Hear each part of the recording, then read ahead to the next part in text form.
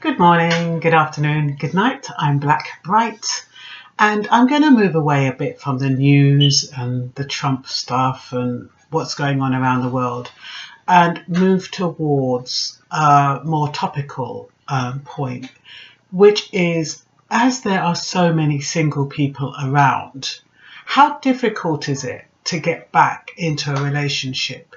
You know, many of us have not been in a relationship for years. Sometimes it's out of choice, sometimes it's because we're just fed up of the options that we have. Sometimes we don't even want to compromise about the options, so we end up being bad, doing bad all by ourselves. Now, the reason why I'm talking about this is because we're entering into a new year. And a lot of times when you've spent years, that could be from 2 years, I think once it's 2 years, you're on a slippery slope. Because after 2 years, you start feeling comfortable about how you are, how you're doing things, what you want to do, how you want to do it. And you don't want anyone to interfere with that. You know, you feel quite at ease. Now, sometimes you might want a partner just to go out with, to date, to have company, but you don't want them hanging around too long. Now, how do you establish or re-establish the relationships of old where you can overcome that period where you've been alone and join with somebody who could be your potential life partner if that's what you want? It's very difficult. It's difficult because we have our own values, we have our own dreams, we have our own plans. And sometimes just the thought of somebody entering into that space makes us nervous.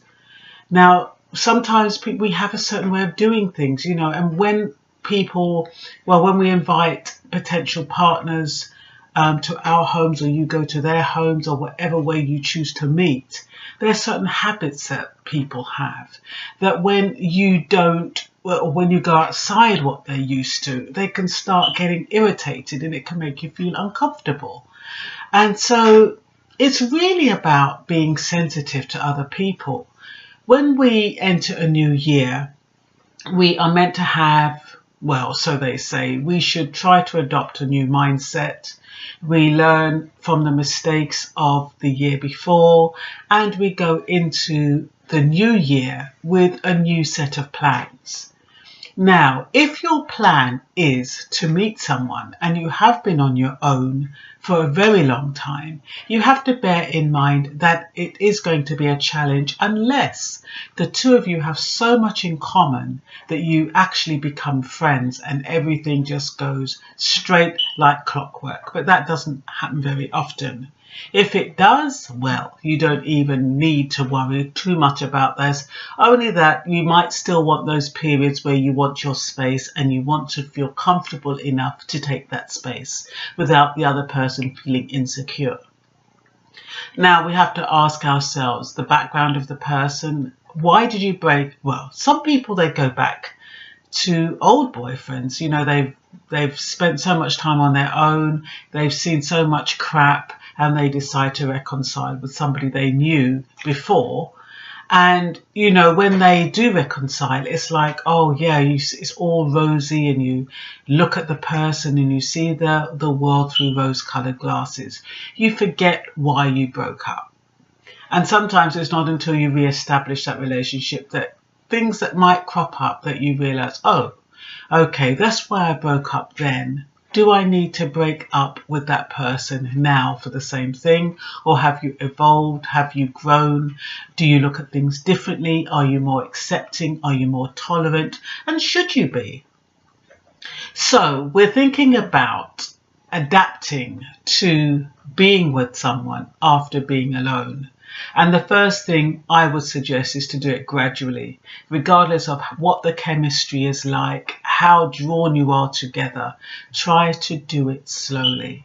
See each other maybe once a month, or maybe once a fortnight is even okay, but not too heavy too quick, because what you'll find is that when you get together too quick, then you'll overwhelm each other, and they'll reach a point where you'll think, oh bloody hell, this is too much, I can't stand it, after you've already got yourself embroiled in the relationship.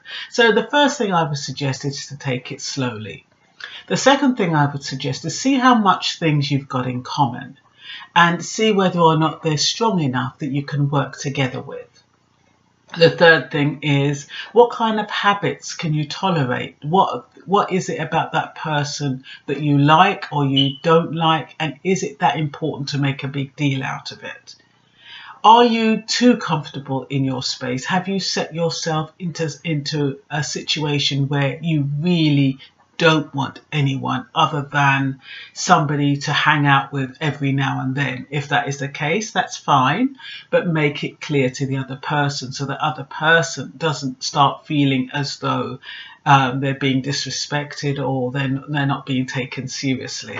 A lot of times, when one person is all into a relationship and the other person isn't, that sometimes draws the other person to you, and whereas otherwise they would be willing to take it slow, sometimes that propels them to want to move things along just because it's not going how they want it to. So be careful of being drawn in to relationships sooner than you'd want them to. We've talked about values, and we've talked about the things that make the transition a bit easier. Having friendship, having similar opportunities or similar hobbies.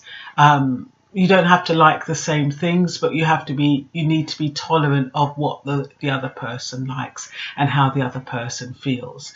You're not looking for somebody to look after you in your old age when you're sick. You're hoping to enjoy life together, and you can do things together. You're not just kind of looking for a crutch to lift you up while you're going through the hard times, because what will happen is once you get back on your feet, it's toodaloo and the person is gone. So think about whether or not you really want a relationship, and if you do, why you want one. Is it for companionship? Is it just to be a part of the status quo? Is it really important for you to have somebody to go out with and say it's your partner? Is it important for you to get married? What is your age group? All of these things come into play. Are you able to have children? Does that person want children? Especially if you're older, if you're the older generation and you've passed your 50s and you are thinking about new relationships, it gets harder because people are set in their ways. Does the person want another relationship? Is the person able to perform? Is the person, what kind of hindrances or obstacles do you have to face together? And are you prepared to do that? So like I said, it's not easy having a relationship in the year 2019, because in an era of convenience where everything is at the touch of a button, you don't really need people how you used to need them or in the same way. The crux of the matter is that you're friends. And I think that if you can develop a friendship, it can transition into a relationship. And I think that is the way forward if you want a relationship. If you've been on your own for a long time and you are thinking about going forward with someone else, sometimes the person is right underneath your nose. Sometimes it's someone who's been hanging around with you and you didn't even realise they were hanging. You didn't even realise they were there. It's just like, oh yeah, that person is just, that's just so and so. He's like my brother, he's like my cousin or whatever. He's my uncle, whatever it is. And you don't realise that something's been developing until one day you look at him and he looks at you and it's like, whoa, where did that come from? So yeah, relationships can happen in lots of different ways. Just make sure that your heart is open. If you've been hurt in the past, make sure that you've healed yourself. You're not going out with somebody on the rebound. Make sure that you are ready and willing to accept somebody with all their warts, with all their idiosyncrasies, with all their issues. Be prepared. You know your tolerance level. You need to know whether or not these are the kind of things that you can accept. And if you can give it a try. I hope you found this helpful. I don't think there's anything else. I normally write a few notes down to remind myself. But I think the most important thing about relationships is that they are meant to help you. They're not meant to hinder you. They're not meant to hold you back. It's important that if you get into a relationship, it's propelling you in the direction you want to go. And if it's not, that it's not stopping you from doing it by yourself. It's okay to be in a relationship where somebody doesn't have the same values or the same haven't had the same journey, doesn't want the same things, but as long as they do not prevent you from being who you are, who you want to be, and who you can truly become. I hope this has been helpful. I hope you all the best for 2019, and that's all for now. Bye bye.